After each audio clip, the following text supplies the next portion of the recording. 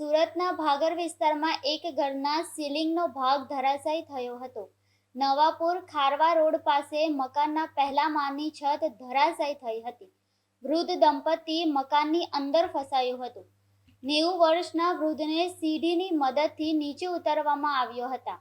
85 વર્ષની વૃદ્ધાને સેફટી બેલ્ટની મદદથી સહી સલામત બહાર કાઢવામાં આવ્યા હતા. બીજી તરફ બનાવની જાણકારી ફાયર બ્રિગેડને થતાં તાત્કાલિક ઘટના સ્થળે પહોંચ્યા હતા અને વૃદ્ધ દંપતીનું રેસ્ક્યુ કરી લીધું હતું. સદનસીબે આ ઘટનામાં કોઈ જાનહાનિ થવા પામી ન હતી.